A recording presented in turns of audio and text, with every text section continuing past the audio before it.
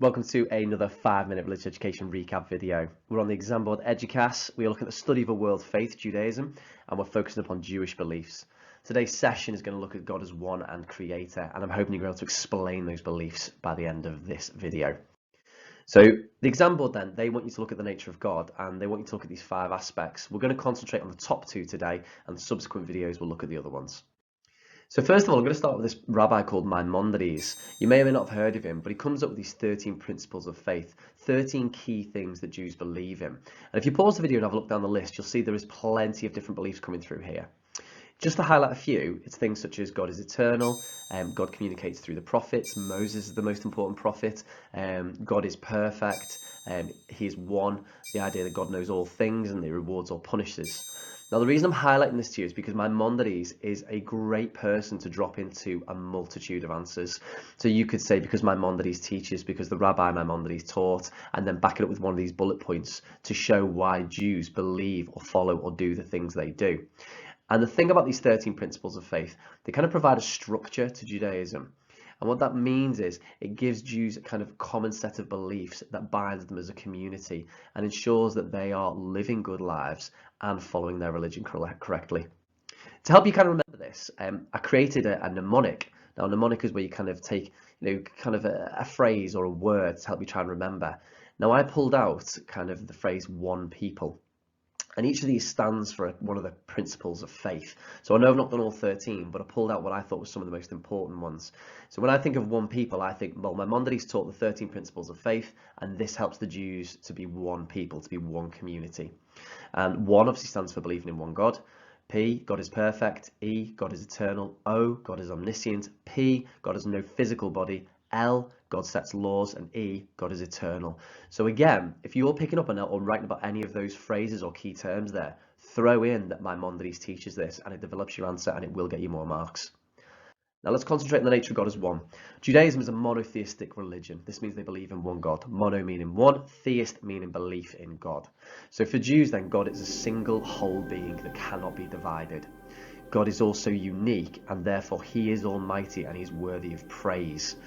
Now, the impact of this is that in a synagogue, you will find no statues, no idols, no pictures, because since God is unique, the Jews would not want to depict him in any way. Jews also, they will not worship any false idols, nothing that distracts them from the greatness of God. And finally, some Jews, they won't even write God's name because they consider him to be so mighty, unique, and holy. So there's the whole idea of what the implications of believing in one God means. Now, some evidence for this. Well, there's a prayer in Judaism called the Shema. It states that the Lord is one, so it opens with that, clearly identifying believe in one God. In the 10 Commandments given by God to Moses, well, the first commandment is believe in one God, worship one God. And finally, as we looked at before, synagogues, they contain no pictures or statues because God is the only one worthy of recognition. So therefore, he should not be broken down into some sort of image or statue or idol. Let's move on to God as creator then. Well, Jews, very similar beliefs as Christians. In fact, they use the same book, Genesis. Now, in Genesis, there are 7 days of creation. Now, Jews are a little bit split on this. Some will take this literally, some of them take it more as a metaphor. So they see it's kind of got hidden messages in there rather than literally happening. But one thing that you can't take away from is the fact that God made everything, that God makes people, that God puts people in charge of creation, and that ultimately he created a day of rest for people. So let's look at some of these ideas. For Jews, God creates the entire universe and he brings order to it. Now, there's a quote in Hebrew here from the book of Genesis, and it says that God created everything. Well, the earth, it was tohu va bohu. What that means is that the earth was formless and void, it was chaotic, that it needed structure, it needed order, and God brings about that order into creation. We also know in Genesis that God created humans in his image, so in the image of God. God creates a day of rest, the Sabbath or Shabbat, which Jews should also rest on. And finally, God gave responsibility to care for the environment to humans. So some of the evidence for this then, we can take formless and void. We can say that God existed before creation, so therefore he's above and beyond it.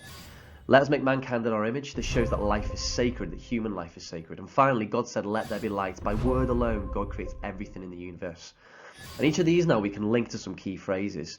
So the idea that God has existed beforehand shows he's eternal and transcendent.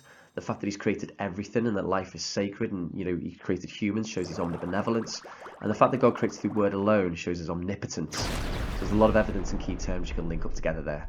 Have a look through this checklist. See if you can explain Jewish beliefs about God as one and God as creator. If you can write a key phrase for each of those or a sentence to do with each one, then you've been successful. You want to push yourself a little bit further? Go for some of these example questions. Whatever you get up to, best of luck.